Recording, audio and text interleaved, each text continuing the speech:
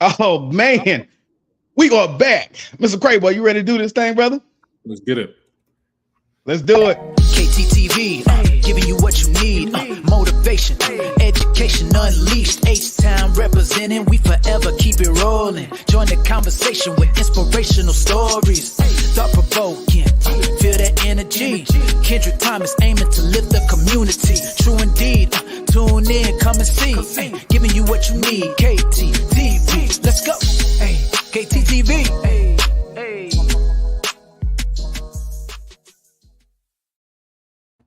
What it do, KTTV? This is KT, and I'm coming at you live with another episode of Education Unleashed, but not just any episode. This is season 3, the opener, and why would I come on tonight without bringing out some of the best in education to do it? So I have my guest tonight, Mr. AJ Crabill. How you doing tonight, brother?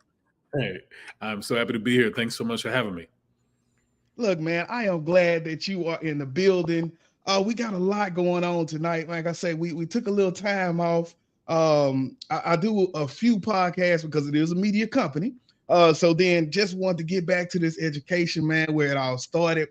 I said, why not go in and talk about what you love, man, and just get people involved because there's so much going on in education. I was looking at the news that I wanted to talk to tonight, and it's all about us, brothers, Black brothers in education trying to make it happen, man. So I want to say thank you for taking some time out the busy schedule of what you're doing to just come on, man, and kind of give us some of the information and a little bit about your journey tonight. So I appreciate you, brother. Well, and I appreciate your just commitment to how do we lift up what's working, how do we lift up positivity, how do we lift up Black excellence, and so I'm just proud to be a part of it tonight. Yes, sir. Yes, sir. And so what I like to do before we get into the interview, I want to kind of go through a little news. And where are you located? I know the number's 512. Are you down in Austin? No, H-Town. Oh, H-Town. Bam. There we go. So you know what made me think about that? Thinking about that time in TEA, I was looking and Dr. Mays, our superintendent, is what is it, Tillerson? Yeah. Down there. Yeah, so they have, I was looking at something they have, and it says Austin program aims to get Black men into education. And so Huston Tillerson University aims to diversify classrooms by offering free education degrees to Black men. Wow. So they said with only, look, just came out 2 days ago. So with only 1.3% of U.S. teachers being Black males, true, this program partners with Austin ISD to foster cultural understanding and enrich student experiences, man. What a way for us to start tonight than by celebrating some news like that, right? Well, there is some evidence out there in the research literature, and what it seems to suggest is that when young children coming up see at least one educator who looks like them, one educator who they feel a strong sense of kind of connection with, who has an understanding of their journey, that something about that activates something, that child around their willingness to, persevere and to demonstrate, the grit necessary. Education is, it's a sacred thing, but education is a struggle. Like learning just how to pronounce like you can get really discouraged in the face of that. So there's something important about relationship. There's something important about having a sense of belonging, a sense of connection that will help me as a student persevere in the moments when the educational process is a little bit challenging, where maybe I don't learn fractions the very first time. And so I got to persevere through that. I got to be strong in the face of that. And so something about relationships seems to make a difference. Something around a sense of belonging, connection seems to make a difference. And so while I'm not clear that the research literature makes explicitly clear, what I take from the evidence is that when students see at least one educator who looks like them, and that they feel like they have a sense of identity with, that something about that seems to spur that sense of relationship, that sense of connectedness, that sense of belonging, and allows our young people to persevere. And so the more that we can have our folks in our faculty who look like folks in our classrooms, I think the better.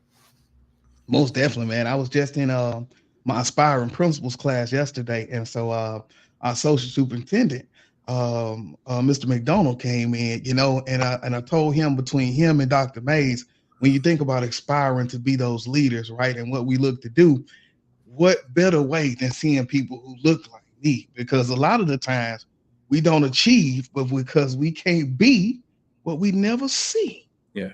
And so powerful, man. So I just want to say once again, man, man, thank you for taking that time out.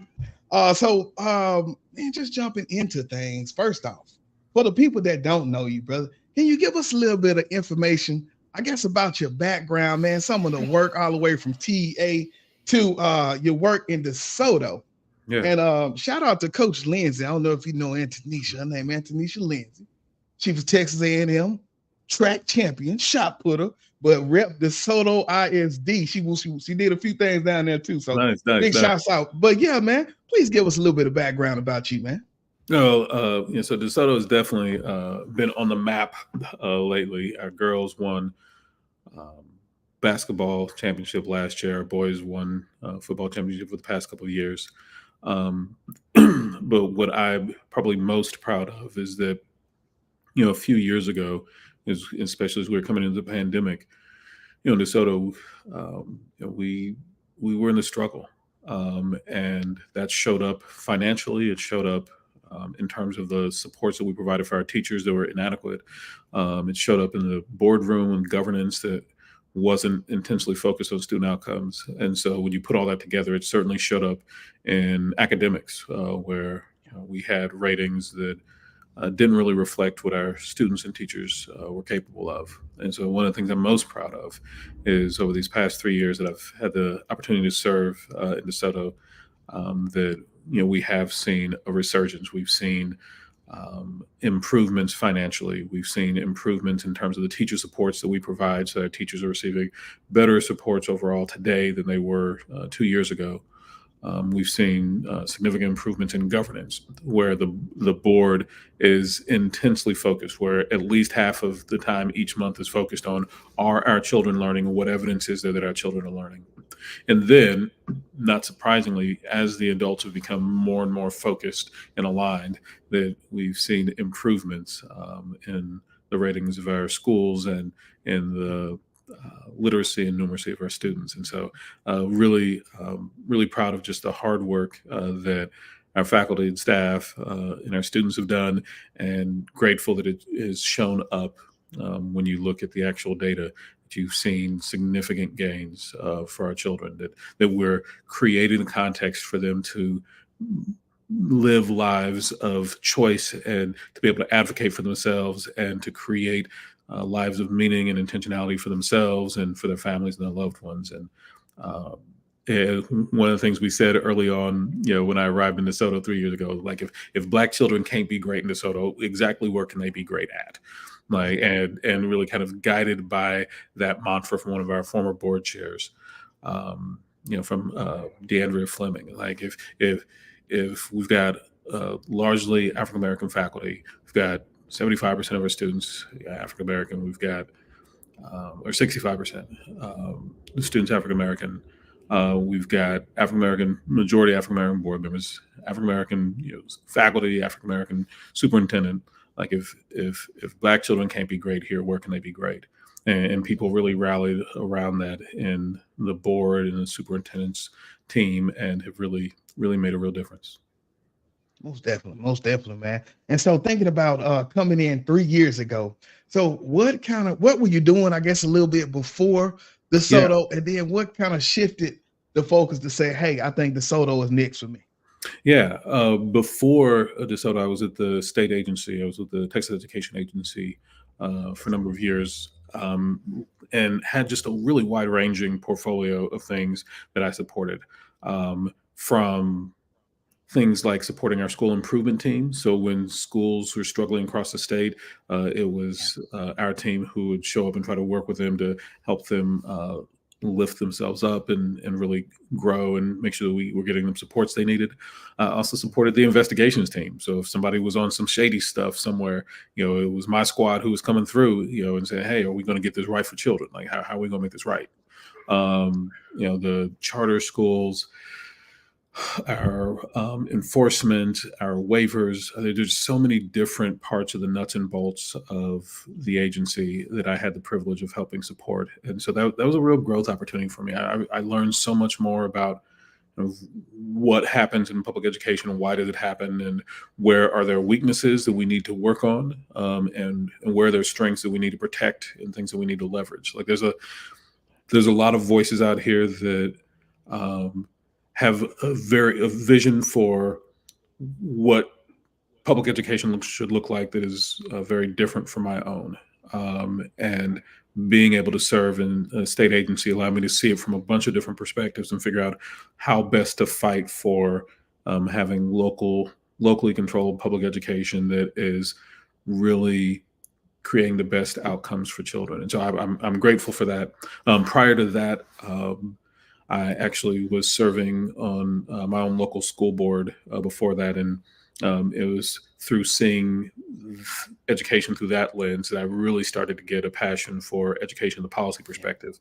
Before that, I was serving as an interventionist and really working with schools to help deploy student-led restorative practices, where we really were training students to be able to lead community circles and mediation circles and restorative circles, so that when little AJ, little Kev are having some type of beef, instead of let's just suspend both of y'all, go home for 5 days and see if that magically sorts it out. Instead, can we create a conversation, really get at what's going on, and can we try to come up with a strategy or plan that keeps y'all in school, but allows us to actually address the root cause behind the drama rather than just address the symptoms of the drama. Yeah, man, it's so awesome that you say, all the work that you were serving, but then to be able to sit on that school board, right? So it's one thing, man, to come in and be the, I guess like you say, the investigator or to be the school improvement person and everybody tense up. But when you're sitting on that board, man, and you are really making those decisions, Yes. For the teachers that are with inside of their respective district, man, that is really ground zero of making it happen. I think about Dr. Bro, our board president, Yeah. Just how I've seen her just go through so many pieces and really just fighting, man, like from being school board member of the year for so many years. She's impressive. I've been a fan for a long time. Yes, man. I love that lady. I'm telling you, anytime she comes through for me. So when I think about the board, man, and tonight is all about that school board excellence. If you can talk a little bit about that time when you were on the school board, what were some of the key principles that you believe contributed to that school board success? And really, in your opinion, I guess starting there, what does an effective school board even look like? Yeah, and that question is really important, because if we're not clear about what does effectiveness look like, then whatever we do next probably ain't going to be that. And Yes, so to have a clear vision for what does greatness on behalf of the children we try to serve, what does that greatness look like? If you don't start with that, then it's hard to ever get to that. I actually lacked that when I joined my local school board, that I didn't actually understand what it looked like to govern effectively. I knew what it looked like to love on children and to try to be in schools and how to make a difference for children hands-on directly with a child. But it's a whole different thing to say that we're going to govern a school system where what we're doing is we're trying to look at how do we create the conditions across an entire school system. I didn't know how to do that. I thought I knew what I was talking about, but truth be honest, I can tell you right here, just, I didn't know what I was doing when I joined the board. And so it took just like by the grace of God, some right people coming in my life and resources, and me getting educated about what is the job that the community had already hired me to do. And what I arrived at then, I didn't quite have the language I have for today, but essentially the shift that I made was from being adult inputs focused to being student outcomes focused. Like that was the key shift, that instead of all of my attention being on what are the things that a school system does, shifting, and books, buses, breakfast, all of the things that have to be in place just to make the school system run. I shifted from that being my focus to, is the school system creating the result that it exists to create? And the realization there is that school systems don't exist to provide bus transportation to children. That's not why the school system exists. Now, you do that because you need little AJ to show up at school, and so the bus to pick him up is going to facilitate that. But the school system doesn't exist to transport little AJ to school. If we transport little AJ to school, that doesn't mean that he is now magically able to read. And so I had to shift my thinking from what are the adult inputs in the system? What are the things the adults are doing to, is any of this actually causing a difference in the lives of our children? Is any of this actually causing our children to grow in what they know and are able to do? And the school systems don't exist to have a balanced budget. When it comes to the taxpayers' dollars, I'm very conservative about that. I want to make sure the taxpayers are getting their money's worth, and we're not wasting people's money, because people already don't have enough money. So if we're going to use it for tax purposes, then we need to use it wisely, invest it wisely. We need to serve children effectively with it. And so I always was looking like, hey, we should have a balanced budget. We should have a balanced budget. The shift from adult inputs focus recognizes school systems don't exist to have a balanced budget. Now, there's wisdom in having one, and I still advocate for that. But even if we have a balanced budget, that doesn't mean that little AJ is now magically numerating, that he can actually go out and count well enough to be effective in whatever job he wants to pursue. Like it's important, it's necessary, but it's insufficient, because it's not why school systems exist. School systems exist to improve student outcomes. And so as a board member, I've got to orient my thinking first and foremost around what are the things I want students to know and be able to do, and how are we measuring that is happening. And then only from that lens do we then look at all the adult inputs. Do we then look at, okay, is the budget aligned with improving these student outcomes? Then we look at, is that transportation plan aligned with improving these student outcomes? Is that food service plan aligned with improving these student outcomes? And so that shift was the big shift that I had to make.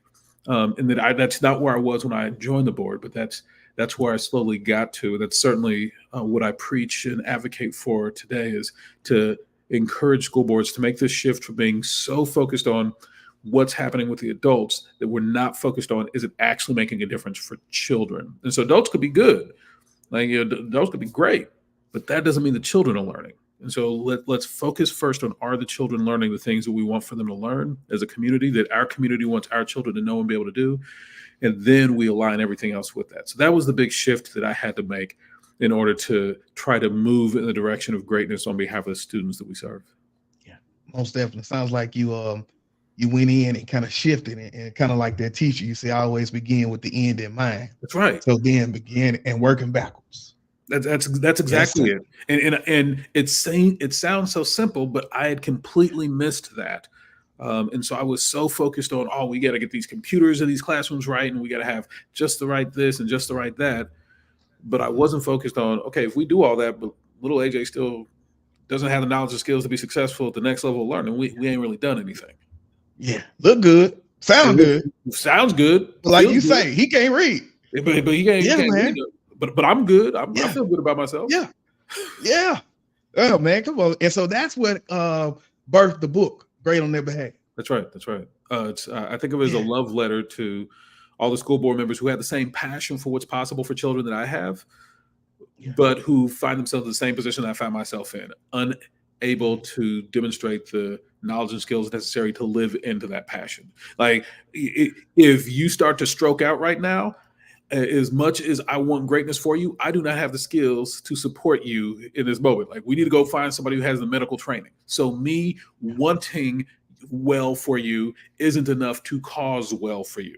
There's actually a set of knowledge, skill, and mindset that I have to have in order to actually be great on behalf of the students I serve. So just loving children isn't enough. And unfortunately, I think my children had to learn that the hard way, because I loved them intensely when I joined the board.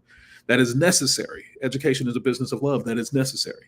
But it is also insufficient. That I also have to have, for myself as a leader, there's a set of knowledge, skills, and mindset that I have to have to be able to really make good on that love that I have for our children. This book really is that. It's my way of trying to pass on the things that I wish I had been given on day one, so that other people can have it on day one, so they can fully make manifest the passion in their heart for really being transformative in the lives of children. And you said a mouthful of that, of me wanting great for you. It's not enough to cause. Not enough. It's not enough. That's powerful right there, man. Golly, but all right, that's the first soundbite we're going with right there from the quotes. Hey man, so when you're thinking about that work, as a reform advocate, thinking about the time in TEA, all of the pieces of what you're doing now, what initiatives or policies do you believe are crucial for bringing, I guess, a positive change to that system? Yeah. So the way that I think about this in my mind is that there are two key levers that we have to pull on. And if we're not pulling on one of these, then whatever we're doing probably ain't going to work out. That either we are increasing the quality of instruction that students are experiencing. So we're increasing the quality of instruction that they're experiencing, or we're increasing the quantity of quality instruction that they're experiencing. Those are two main levers that we want to pull on. And there's a lot of ways to do those, but my sense is if one of those isn't happening, if we're not increasing the quality of instruction that students are experiencing, and we're not increasing the quantity of quality instruction they're experiencing, then whatever we're doing probably ain't gonna work out. And so I'm constantly looking for what are the things that have the largest impact on increasing the quality and the quantity of quality instruction that students are experiencing. For me, I lean into two areas. I would say I lean into three areas more than anything else. One area that I lean into more than anything else is because the research points out the single most important variable that school systems control regarding the quality of instruction is the effectiveness of your teachers. And so anything that you can do to lift up teachers, anything that you can do to support teachers, anything that you can do to inspire and really set them up for success to be great in their craft and to constantly be growing in their craft. Anything you can do in that area, that's going to have the largest impact, period. You know, it's really the end of the conversation. Like if you could only do one thing, that would be it. How do we lift up teachers and set them up to be as powerful in their craft as they can possibly be? And how do we bend all of the resources off of the institution toward that endeavor? So that's the first most important thing. The second thing I'd say research tends to bear out in terms of if we're trying to increase the quality of instruction is we increase the quality of instructional materials. If there are things that I want little AJ to learn, but the materials that I put in front of him don't contain any of that, then he probably ain't going to learn it. And so it's one thing to have the highly effective learner. Then you pair that with high quality instructional materials that really make it as easy as possible for the learner to learn and for the educator to educate. That's a big deal. There's a lot of times, where we've just really provided poor instructional materials to teachers. We've set them up to fail. Teachers, however, quickly sniff that out. And so they start to look around for other resources. And that's why you see, folks on like Pinterest and Teacher Pay Teacher and all these other sites try to track down resources. That should never be necessary. That describes a failure of the school system to provide teachers what they need. Teachers shouldn't be spending their nights and weekends trying to track down instructional materials. That's the school system's job. The school system teachers should be spending their nights and weekends, preferably with their own families, not spending all this time in lesson planning and all those things. Like if they want to, then do so, but they shouldn't have to. That is a failure of the school system. And so that's the second thing I would focus on is instructional materials. And then the third thing that I would focus on from a policy perspective, and it's partially just because it's near and dear to my heart, because it's what I've done for a long time, is the student-led restorative practices. The third piece I would highlight is that the more motivated the learner is, the more they will be able to access the quality instruction that's placed before them. So you can have really high quality instruction and high quality instructional materials, but a little AJ, I'm just feeling hard headed today. I ain't trying to hear nothing what you got to say. Then, that's kind of like, pearls before swine type situation where you could be putting really greatness out there, but I'm actively rejecting it. And so part of the reason I'm so invested in student-led restorative practices is I want students to play a leadership role in creating a culture and climate in their schools that is really geared toward their greatness. I don't think it's sufficient to have adults be trying. We will never police our way to greatness. That you can't do that in a community. You certainly can't do that in a school. What you can do is you can give children the tools to generate a culture and climate that really lends to their educational greatness. And the more that we do that, I believe the more that we set our students up for success, and frankly, I think we set our adults up for success because they're not constantly trying to play, cop and everything else. They can really focus in on instruction. And so that's the third thing that's really meaningful to me is, how are we deploying not merely restorative practices, but student-led restorative practice. How are we investing in the tools that our young people that they can really address conflict when it arises? Like if the problem is if little AJ, little Kev, if they go out and have a conflict and they don't have the tools to solve it, then they got to wait for me to show up as the adult to solve it. But if we can give them the tools to solve their own stuff, then not only will they be able to solve tomorrow's conflict, but then they'll be able to solve the conflict after that and the conflict after that. And maybe when they get their skills up, then when their friends have a conflict, maybe I can go help my friends resolve their conflict. That is a very different school environment when students can lead in that way, rather than it's 100% on the adults to sort that out. And so that's the third thing. First, how are we supporting teachers? Like that's the first and last job. If we do nothing else, do that. Then second, how do we provide them with high quality instructional material? And third, how do we deploy student-led restorative practices? Those are the three things that I'm most just kind of animated and inspired around. Yeah, most definitely. And when I think about those restorative practices, so I remember in A-Leaf when they first introduced it, they give you the little card and they say, well, if something happens, you're going to ask these 4 questions, right? And kind of go through that. But once again, that was me showing up in the middle of that conflict. That's and right. I'm solving it, quote unquote. But the kid is just answering. And I was in elementary, so they really didn't even have the tools to really coherently answer the questions. Right. So when you think about that student-led, now I'm in high school, right? And so is this something where you've seen put into place in elementary all the way up? So absolutely. Or there's a certain, okay. And so if you can kind of talk to me about what that looks like. Yeah. So right now I'm working with 4 high schools that are out of state. I've worked extensively with one of our middle schools here in HISD. And previously, the youngest group of students that I've personally trained have been 5th graders.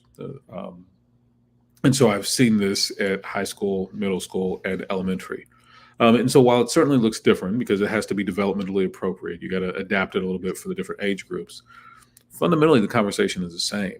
Like when issues come up, how do we give students the tools and the vocabulary and the structures to be able to work through that?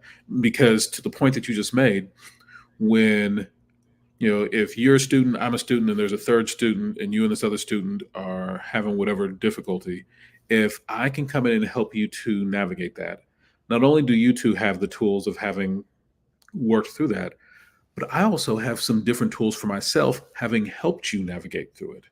And so that's part of why it's so important to me. Like I don't want our students to have to sit around and wait for adults to show up. I want them to have the tools they need. And part of the reason this is so important to me, again, isn't even specific to the school. The way I explain to my high school is like, look, if you think it's some fools in your high school right now, guess what? When you leave up out of here, they're going to follow you. There will be fools wherever you go. And either you will have the tools necessary to be able to navigate that and to be able to, show up with grace and show up with generosity. Either you will have the tools to do that when you leave high school, or you will still lack those tools and you will still need them when you get to college and when you get to career and you get to military and everywhere else. And so I see those as essential skills of how do I work collaboratively with people? How do I communicate effectively with people? I see those as critical skills that students need to be successful wherever they go after high school. And if we don't invest in them those skills in high school and somehow they leave without them, they are going to struggle in whatever happens next, because that kid that was driving on your last nerve when you was in high school, wherever you go, they following you. Yeah. And they don't have the tools. So once again, it's hard, man. What we'll do, I want to kind of get into a little bit of, because we got to talk about this award, man, the James Bryant. So what I'm going to do, I want to take a quick break because, you kept it so humble and modest in the beginning, right? But we're talking about Leadership Institute. We're talking about the Director of Governance.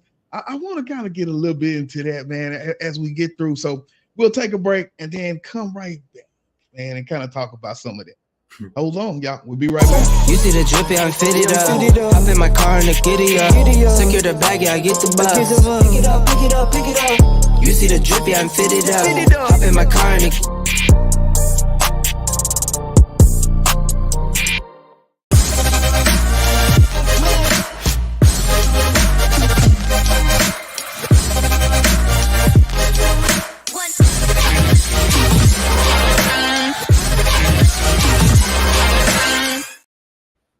right, y'all. Welcome back to the inaugural season 3 podcast with AJ Crabill. What do you say? AJ is able. Thank you so much for that, man.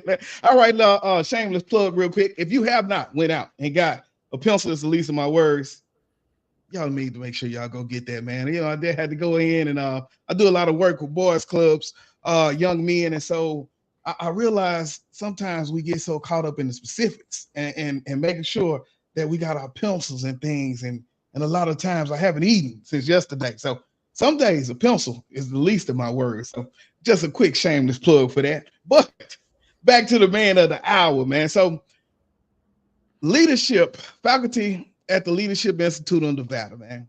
When you're thinking about going from Texas, looking at your work through TEA, we're talking about DeSoto, but even in Nevada, man, what insights or skills did you find most valuable that you were kind of able to take from that Nevada and bring to the Texas that kind of transferred over?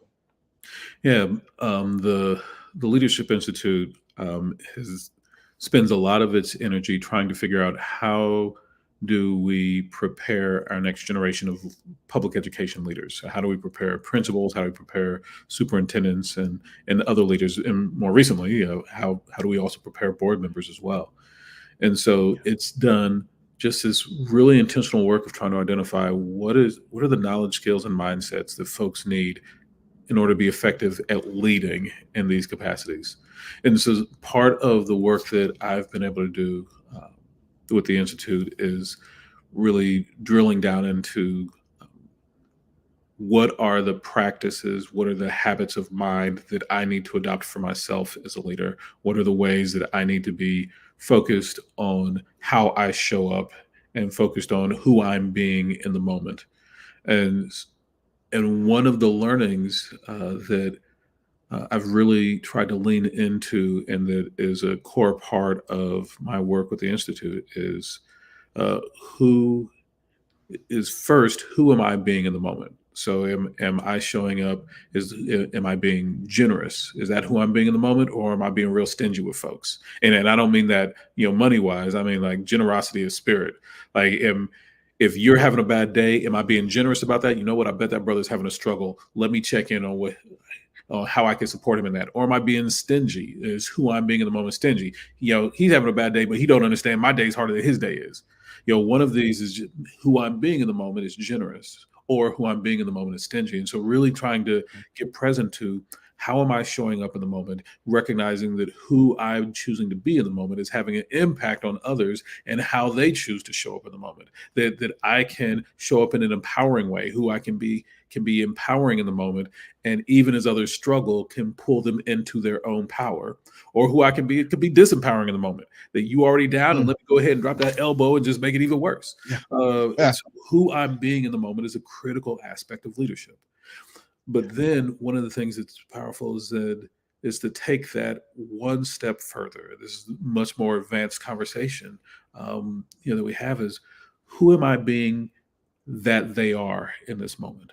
Am I being that they are in the moment? Like, what are the attributes I'm assigning to them as a leader? When I see you struggling, who am I being that you are? Am I being that you are incompetent? Am I being that you are lazy? Or am I being that you are struggling and need support? Am I being that you are committed and are just having an off day? So it's both about who am I being, how am I showing up, but then what is the frame that I am creating for you? Who am I being that you are in the moment? And am I being that who you are is possibility, or am I being that who you are is an impediment? And then I start showing up and treating you like impediment rather than treating you like possibility. And that increases, as from a leadership perspective, that's going to increase the likelihood that you, whether intentionally or unintentionally, start living into that that I'm creating about you. And this is critical for education leaders, because this isn't just true for adults. This is incredibly true for our students. So first, when little AJ is struggling, who am I being in the moment? Am I being, supportive? Am I being kind? Am I being open? Am I being generous? Am I being patient? Who am I being in the moment?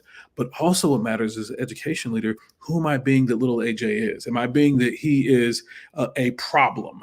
Well, little AJ is a problem. Is that who I'm being that he is? Or am I being that little AJ is possibility? But that he's in a struggle. And my job is to help be that bridge over the struggle. And so often who I'm being is going to be decisive, but who I'm being that my students are is going to create either an empowering context for them to step into or a disempowering context in which we continue to blame them for adult decisions. Most definitely, man. Wow, that was powerful right there. Only thing kept coming to my head. I looked at a clip yesterday, and I can't remember the lady's name, but she said, "Think about 3 adjectives, right? 3 adjectives that you want people to remember you or know you by, right? And then how do those adjectives as a leader line up with the values of the district or where you're working at, right? And so how do they all go together? And so as you said, like, who am I showing up to be? That was that one piece, but then I have to take it a step further, right? When I think about those struggling teachers, like, how am I showing up as who they are? Do I see them as incompetent, or do I see them as that person? Because that's right. When we think about our students and that self-fulfilling prophecy, right? Exactly. You're gonna turn into live into it. And that's on me. I created that. Yeah. Absolutely. Man, that's powerful, man. So now thinking about the James Bryan Conant Award. First off, for the people that don't know, what is this award, man? And how did your contributions shape that landscape to just leaving a legacy surrounding that award? I actually don't think I've ever talked about this in an interview.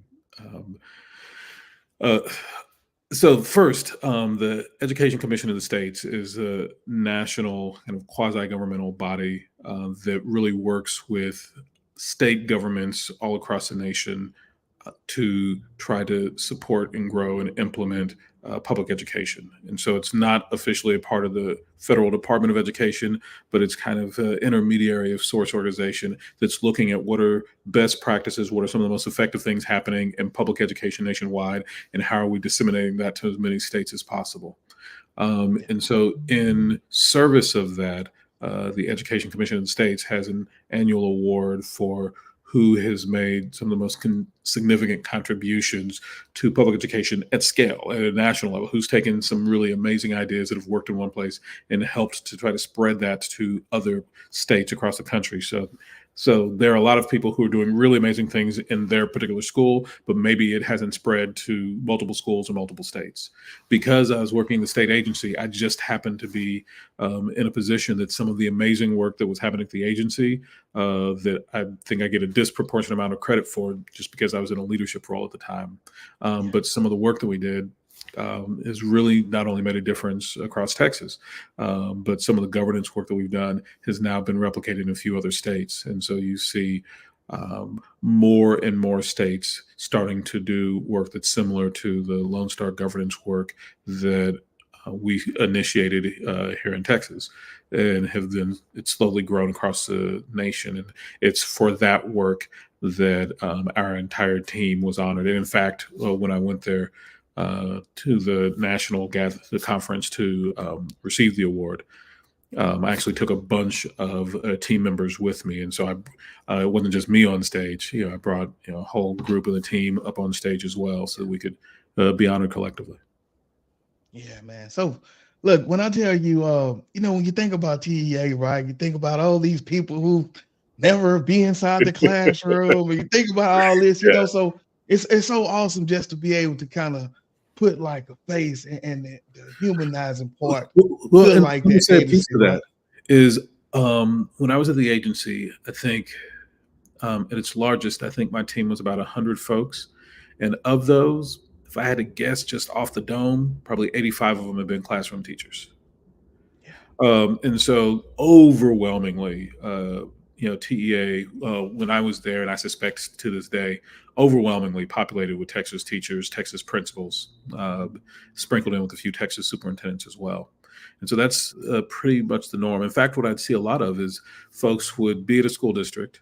They'd leave the district, go to TEA for a few years, kind of pick up, learn whatever there is, and then turn around and go back to school districts. And so if you look around the state, there are probably thousands of people who are working in school districts today who at some point in their career did a few years at TEA, learned about education from the state perspective, and then turn around. And I'm an exemplar of that. I did my time at the agency and then turned around and spent 3 years supporting the work we were doing in DeSoto, of really trying to go from being involved in public education leadership at the state level to being involved in public education leadership at a local level. So that is fairly common. And so, yeah, I realize it's super easy to see TEA as the great other, and especially in moments like this where here are kind of embroiled in a intervention from the agency that I don't fault folks for kind of seeing TA as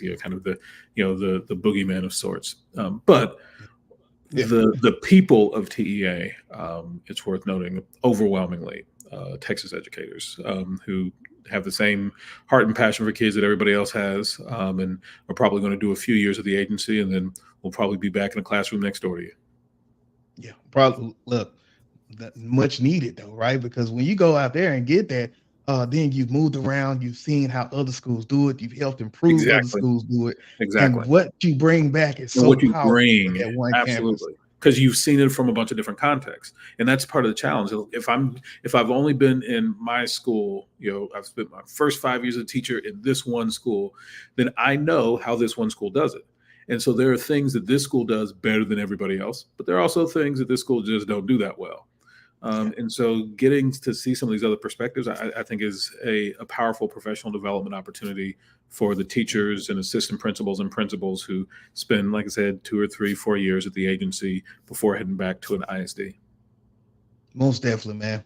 So as we get ready to land this plane with the interview, it's coming to that time. We got our aspiring leaders out here. One of them, man. Like I said, I was in my aspiring principals class yesterday.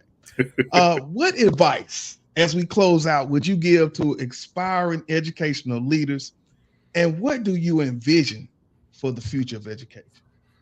Yeah, part of the challenge is, and again, this goes back to some of my early learnings, is that it is so easy to get focused on the adult inputs and lose track of the focus on student outcomes. It's so easy to attach my sense of accomplishment to the adult inputs. Did we put in place these things that we said we put in place? And for most of the staff of a district, I think that's perfectly fine. But once you step into leadership, and the further and further down the road of education leadership that you walk, the more and more crucial it becomes that you are attaching your identity and your sense of accomplishment and completion to our children actually learning, not just did we implement the strategy, the adult strategy that we said we implement. It's not enough to, hey, well, I said we were going to implement this new reading curriculum and we implemented this new reading curriculum. Once you have stepped into the role of education leadership, that's necessary but insufficient. That your sense of accomplishment has to be grounded in not did we implement the reading curriculum, did little AJ actually learn how to read? And to the extent that your students learn how to read, then that means great, job well done. And if students didn't learn how to read, that means great, we've learned something and now we know to make some pivot and make some adjustments. And so this isn't about beating people up, when learning hasn't happened the way. That's not the point. The point is continuous improvement. The same thing we want for our students, the same thing we want our teachers. This is just continuous improvement. The moment I see when the teacher gives the quiz at the end of the week and notices that little AJ didn't learn all the stuff that the teacher taught on Monday and Tuesday, the teacher doesn't say, man, I'm just a horrible person. No, the teacher's like, oh, got it. All the other students got it. Little AJ didn't get it. So what am I going to do to reteach for little AJ? And then how are we going to get him where he needs to be? And then we keep it moving. And so it's just about continuous improvement. Take that same spirit of clarity into your whatever level of leadership you aspire to, but attach it to Are my students actually learning? What is it that I want my students to know and be able to do? And are they learning? And that needs to be the centerpiece. And I can't be satisfied when I've implemented a strategy. I have to be satisfied when I see, did the strategy actually work to improve student outcomes? And so keeping that clarity of mind at whatever level of leadership that folks aspire into, I think is just really, really essential to me, because it's so easy to get it wet. Look, we served all the kids lunch on time. We good. We did our job. Or we got all the kids to school, in under 45-minute bus ride. We good. We did our job. It's so easy to attach a heightened sense of meaning to the adult inputs. And I'm not saying those aren't necessary. Those are obviously blatantly necessary. They're just insufficient, because that's not why school systems exist. School systems exist for one reason and one reason only. That's to cause improvements in what our students know and are able to do, to really cause students to learn so they can live a life of agency. And if we haven't done that, then we haven't done the job. Powerful interview tonight. Look, man, thank you so much for that. Dude, I just, being able to talk, man, and see what you do, but then come on and just hear what you do, the experience that you had, so very powerful, man. I'm so grateful for you even taking out the time for this. Looking forward to replaying this. I'm telling you, the next day I always kind of internalize what we talk about, because a lot of the times these conversations show up in my interviews, right? A lot of times they show up in my writings, and I think that's like my cheat code, right? So just wanted to say thank you. What we'll do is I want to do a little rapid fire. So let's take a quick break, and then we will come back. We're going to do a quick rapid fire, y'all. Look, I hope y'all enjoyed that. Hey, we'll be right back.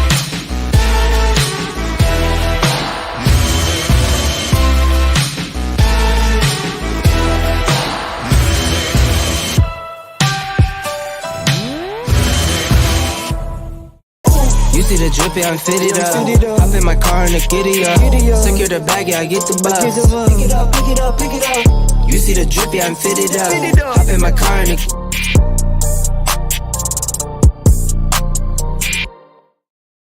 the... Hey, welcome back. Another great interview. Education Unleashed. We are back, y'all. The opening season 3 interview podcast. I want to say thank you, Mr. Crabill. But let's get to this rapid fire.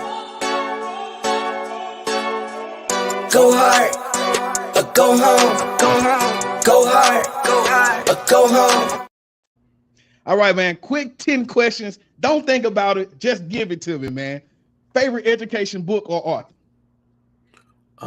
Book, Nonviolent Communication by Marshall Rosenberg. Oh, see, I'll be wanting to get into it, but this is rapid. Most memorable moment in your educational career? A mother giving me a letter at her daughter's graduation that basically said I had come to the conclusion that my daughter was going to, die and be killed in violence because of her behavior. And as a result of the work that y'all have done, I feel like I have hope that I've got my daughter back for the first time. And it was just like, it was everything. It was everything. Wow. One word to describe your leadership style. Growing. Hey, most definitely. Best advice you received as an educator? Children, adults are just really, really, really old children. Maybe I would agree. If not in education, what profession would you have pursued?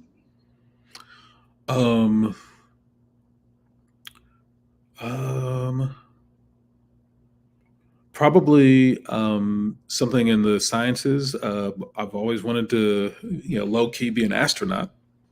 Yeah. Okay, there we go. Come on, man. Favorite educational quote? Students,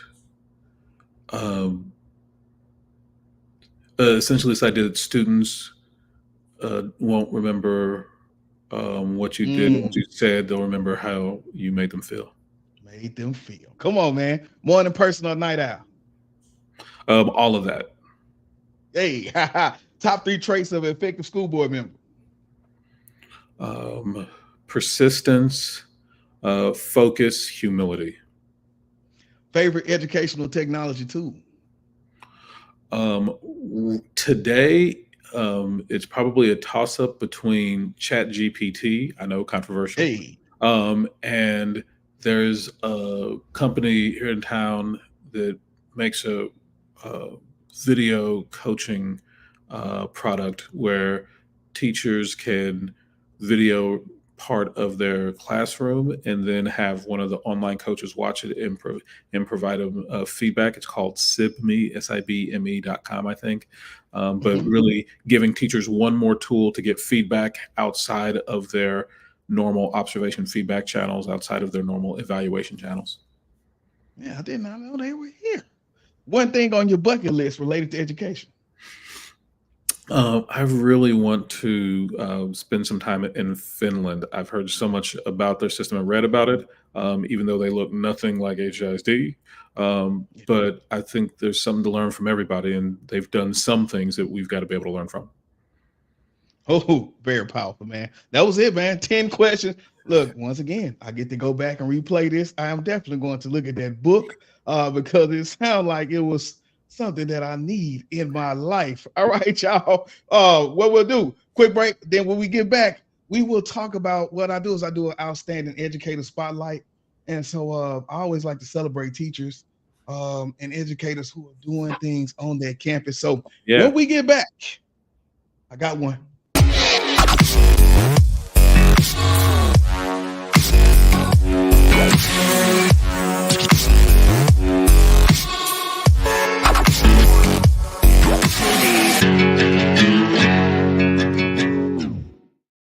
Hey, if you have not been to kttv.com, you see we got merch, we got books, there's all kind of stuff on there. Y'all make sure y'all get plugged in. Now, outstanding educator spotlight. Let's go.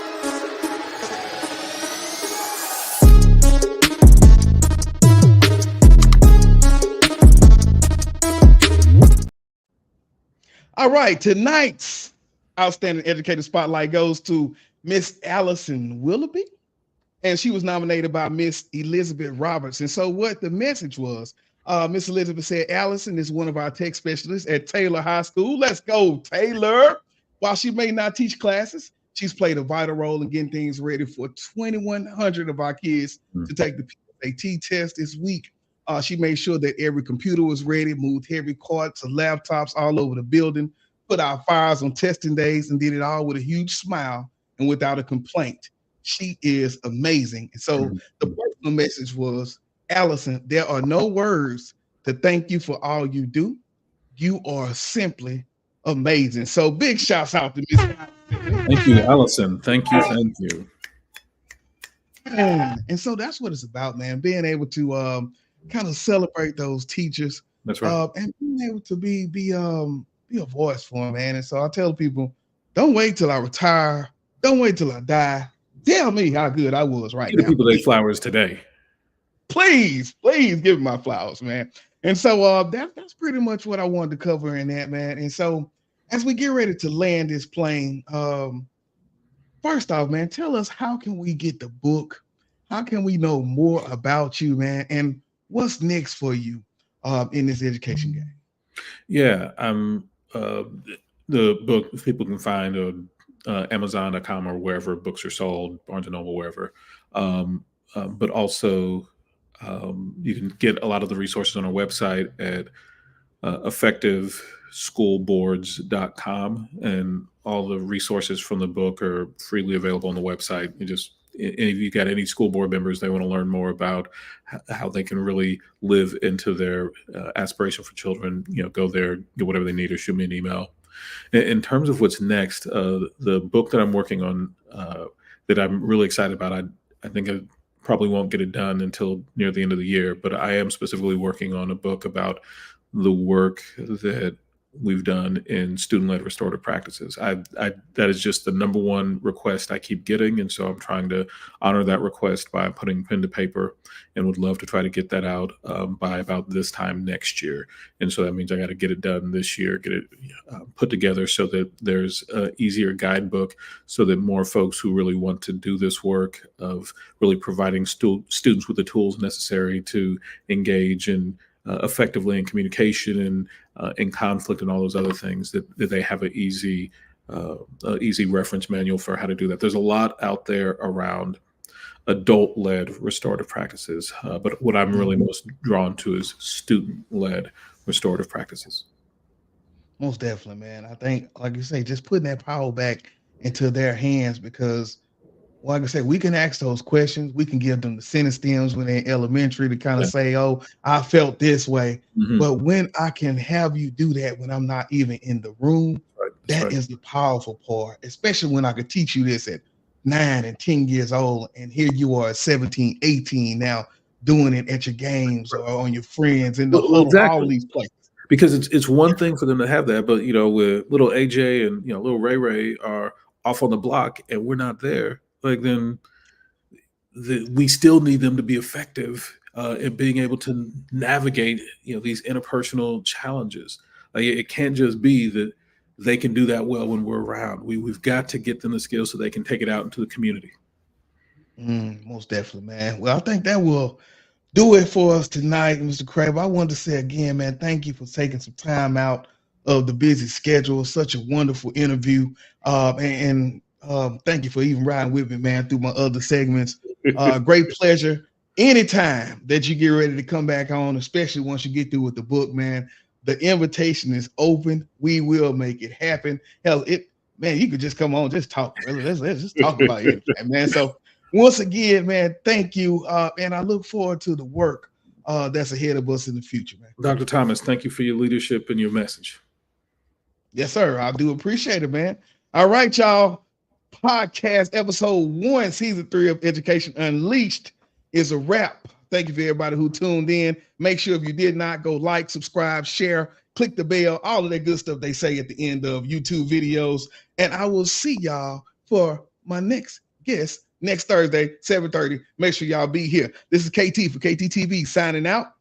100. This is Darnell with Broadcast Houston. This is Dr. Tamara Beckford. Hey, this is Candace. This is London Underwood. This is Kirsten Bass with Inner City Greens, and you're watching. Y'all are now tuned in to KTTV. KTTV. KTTV. KTTV.